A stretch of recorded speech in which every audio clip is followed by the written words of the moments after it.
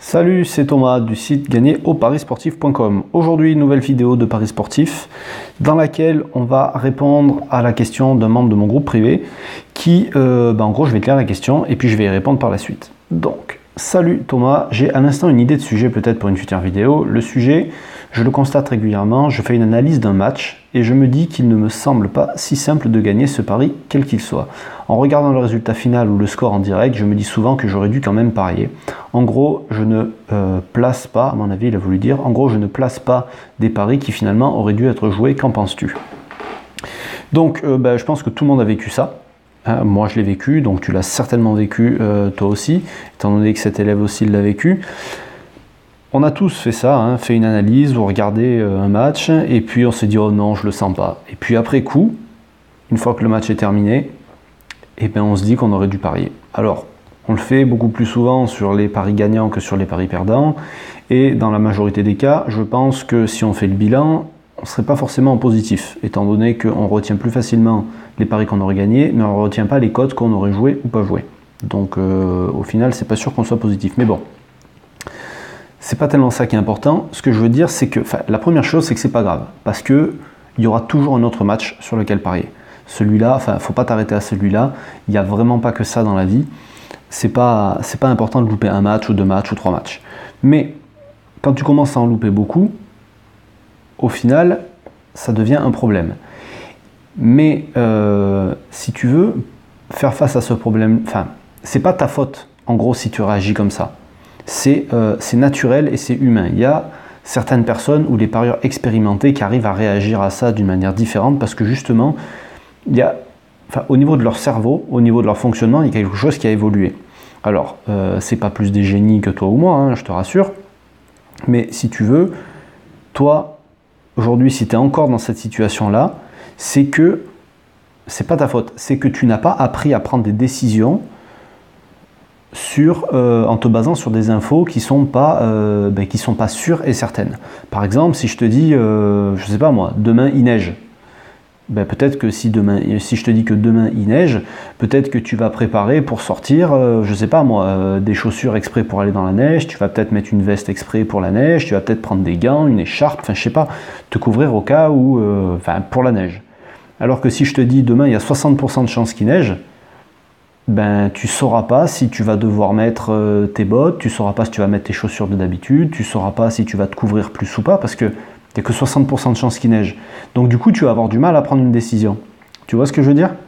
Et c'est en ça que je te dis que tu n'as pas appris à prendre des décisions sur la base d'informations qui sont incertaines. C'est difficile de réagir face à des choses comme ça.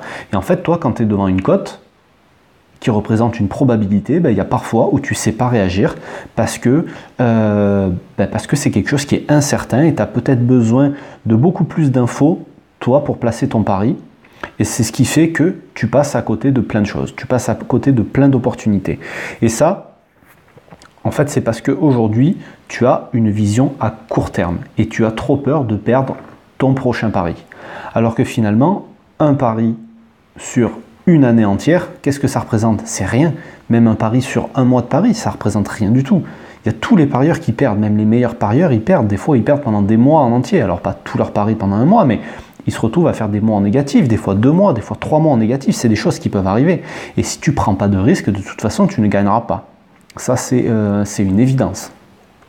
Et donc, justement, en parlant de risque, peut-être que toi, aujourd'hui, dans ta vision et dans ton approche du pari, quand tu fais un pari, et quand tu te retrouves dans la situation de ce mail et de ce membre-là, tu réfléchis parce que pour toi, tu estimes que tu prends un risque. Et tu sais, on a souvent l'habitude de dire que les Américains, ils sont beaucoup plus entreprenants que nous, ils sont beaucoup plus fonceurs, ils tentent beaucoup plus leur chance. Et d'ailleurs, ça se retrouve dans leur expression, parce que toi, dans ce cas-là, tu prends un risque, alors que eux, en anglais, tu dis « take a chance ». Eux, ils saisissent leur chance, tu vois. Donc, dans l'esprit, c'est beaucoup plus positif, et c'est un esprit qui est déjà, à la base, qui est plus orienté vers la gagne, que de te dire que je vais prendre un risque. Tu vois ce que je veux dire?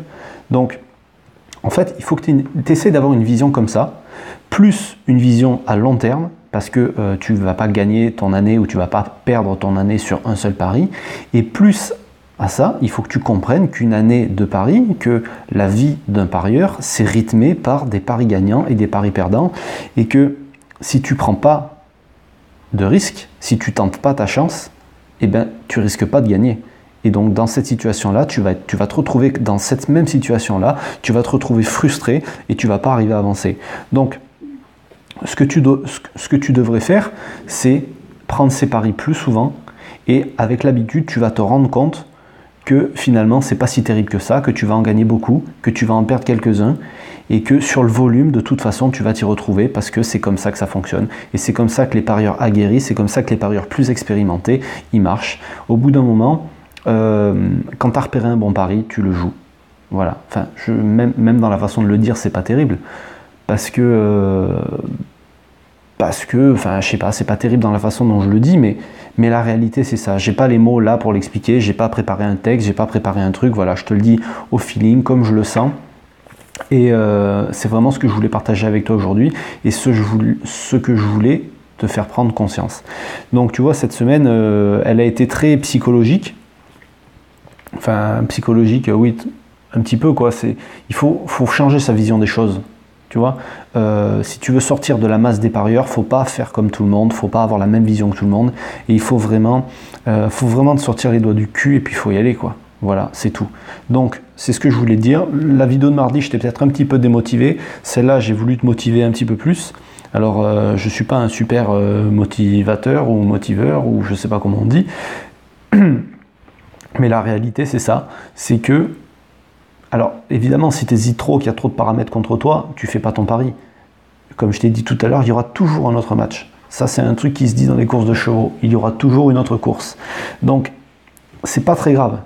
Mais il faut pas que tu sois frustré comme ça. Donc, ces paris-là, joue-les. Même joue-les avec des petites mises, c'est pas grave. Mais joue-les. Et tu vas voir qu'avec le temps, au final, ça te fera plus rien du tout. Au bout d'un moment, quand tu deviens un vrai parieur, gagner, perdre un pari, t'en as rien à faire. Le bilan, tu le fais à la fin de l'année et il n'y a que ça qui compte. Voilà ce que je voulais partager avec toi aujourd'hui. Tu veux suivre, tu veux d'autres conseils, tu veux d'autres vidéos, j'en fais une tous les mardis, tous les jeudis. Tu peux t'abonner à la chaîne. Et puis voilà. Donc je te laisse. De toute façon, tu trouveras comment faire. Tu as toutes les infos en description. Je te laisse et je te dis à bientôt. Salut.